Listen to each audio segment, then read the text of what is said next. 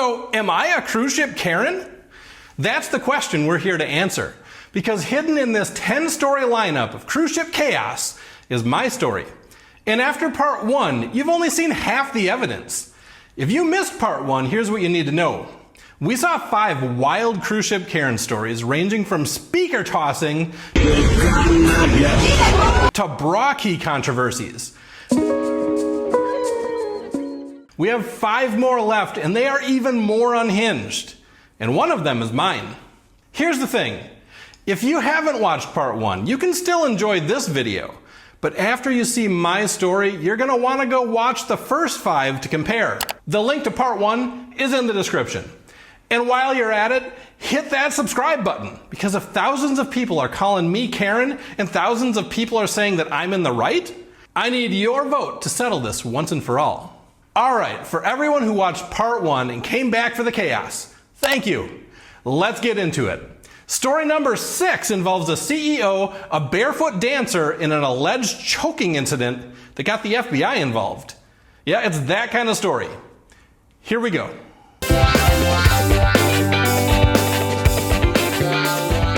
Story number 6, and I need you to buckle up because this escalated fast.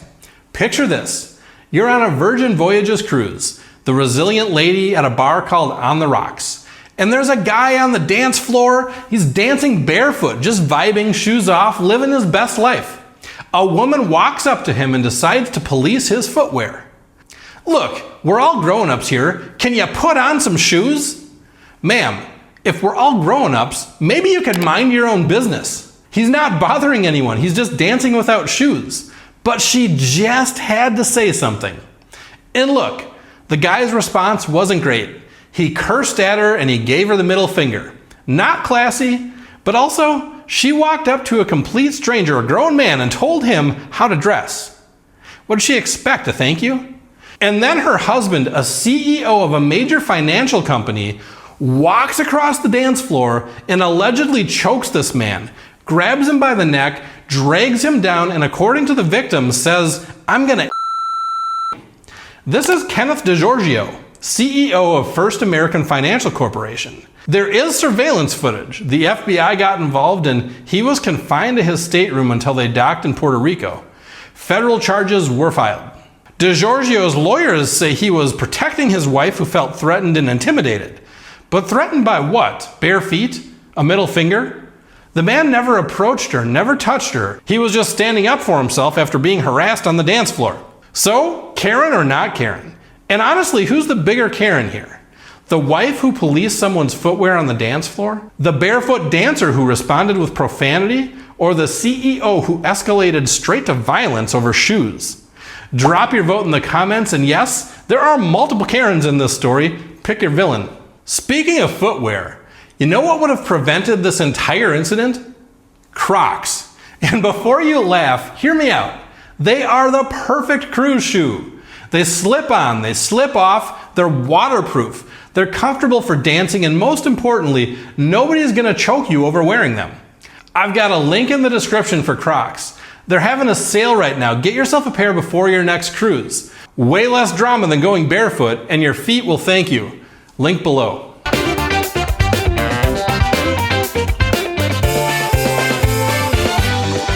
Story number 7, and I need you to hear this opening line.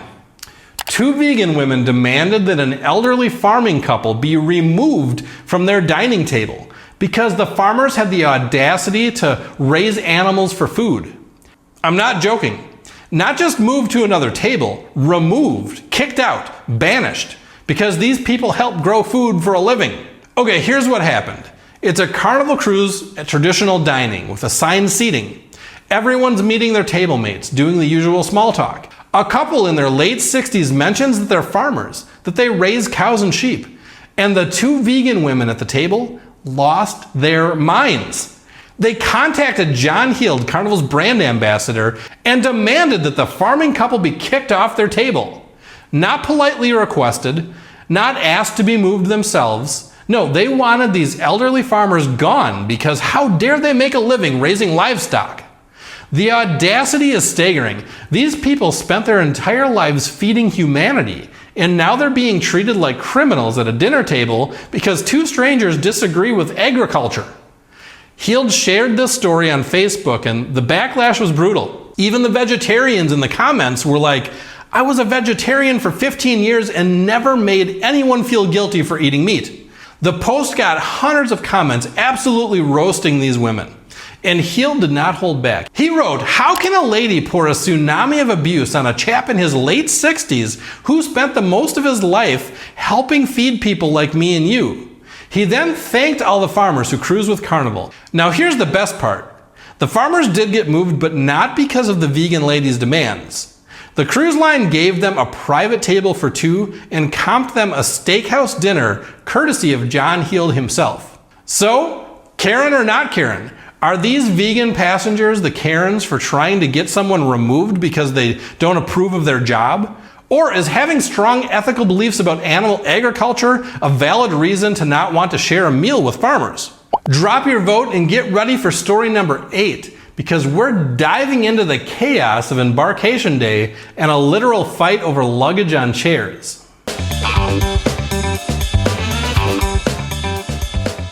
Story number 8, and we are headed to the Lido deck on Embarkation Day, which, if you've ever cruised, you know is already chaotic enough without adding a screaming match into the mix. Picture this. You've just boarded the ship and you're on the Lido deck. Everyone's exploring, finding their way around, luggage is being dropped off. And there are chairs scattered around, you know, for people to relax while they wait for their rooms to get ready. Except some genius decides to put their luggage on multiple chairs. Not sitting in the chairs themselves, just using them as luggage racks while they go do whatever. Well, someone else shows up looking for a place to sit. They see these chairs covered in bags with no humans attached, and they make the executive decision to move the luggage. That's when the drama explodes. Karen is calling the police! Karen is calling the police! Karen is calling the police! She for real, she calling the police. She calling the police. And I don't know, I'm just recording it for TikTok. She had the nerve to put her purse in the second seat and refuse to move it. So not only did she take one seat, she took two. So we're sitting together right now. And mind you, look at us. We're all over here. We even have new family. She called cruise management on us. She's in a dangerous situation. Her life is at risk. Because I'd have got my fat butt up and went sat somewhere else. It would have been that simple. They got about 1,500. I don't see no pins. That's a solitaire, so you know they got money. They got money. So, Karen or not Karen? Drop your vote. Is the luggage person the Karen for hoarding the chairs they're not using? Or is the person who moved someone else's belongings without asking the Karen? Story number 9, and this one asks a question we all need to answer. When does filming in public cross the line? There's a cruise YouTuber who goes by Ship Life. He makes content about cruise experiences, tours the ships, talks about ports, the usual vlog stuff. He's filming on deck, doing his thing, not bothering anyone, just making content. And then an elderly man walks up to him, and this guy is furious. He starts going off on the YouTuber for filming. You're filming me and I don't want to be in your video. This is inappropriate. The YouTuber tries to explain, sir, I'm not filming you specifically, I'm just filming the ship. You walked into the shot. But this man is not having it. He gets aggressive, verbally abusive, starts making a scene, and the man just keeps escalating. He's swearing at the YouTuber, ranting about bloggers trying to get free cruises through social media. Just going off about influencers and content creators, making this huge scene on the ship. So here's the thing. You're in public when you're on a cruise ship. Technically, anyone can film in shared spaces. But some people genuinely don't want to be on camera. Privacy concerns, they're traveling incognito, whatever the reason. But here's the reality. If you want complete privacy on a cruise, you're going to have to stay in your cabin, because everywhere else is public space. Karen or not Karen? Is the elderly man a Karen for aggressively confronting someone who's legally allowed to film in public?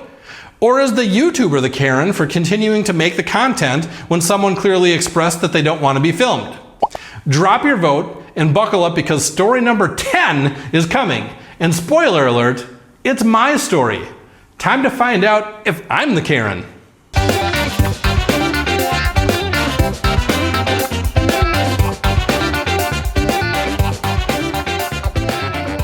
All right, story number 10, and this one is mine. It's time to find out if I'm a cruise Karen. I was scrolling through cruise content and came across a video of a woman named Bailey. She was a passenger on Royal Caribbean's Anthem of the Seas, and she did something that made my jaw drop. She jumped off the cruise pier in Juneau, Alaska.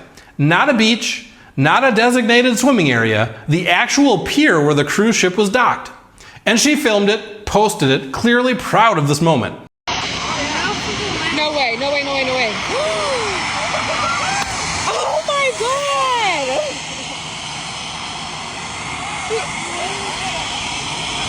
She really just... So I made a response video and I listed out 7 reasons why this was genuinely dangerous and stupid. Polluted harbor water, freezing Alaska temperatures, hypothermia in minutes, hidden dangers underwater like steel rods, sharp wood debris, possible electrical current in the water, legal consequences, fines or jail time. And yes, I called out the desperate attention-seeking behavior. I wasn't gentle about it. My title was literally 7 reasons why she's the stupidest person this week. I was blunt. I was direct because this wasn't harmless fun. This was genuinely reckless behavior that could have ended in serious injury or death. And the comments? Oh man, the comments. The comments came in hot. Let people have fun. You're such a Karen. Mind your own business. Who made you the fun police? People were convinced I was just being a buzzkill who couldn't handle someone doing something adventurous. So, Karen or not Karen?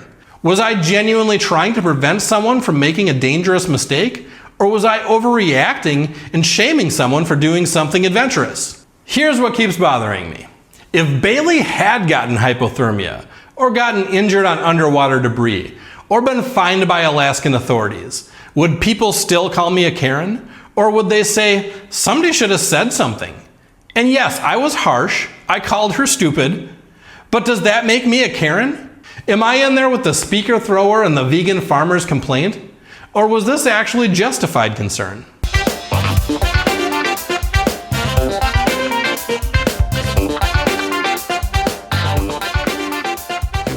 Hey guys, so there you have it. 10 cruise ship Karen stories, and one of them was mine. Drop your final verdict in the comments. Am I a Karen or not? And let me know which story you think was the most Karen of them all. And speaking of cruise ship chaos, if you thought these stories were wild, you need to check out my video on the 10 most insane things people do on cruise ships. I'm talking about things that'll make these Karen stories look tame. The link is in the description below. Thanks for watching, and I'll see you on the next cruise, where I promise to try to not be a Karen. At least I'll try my best.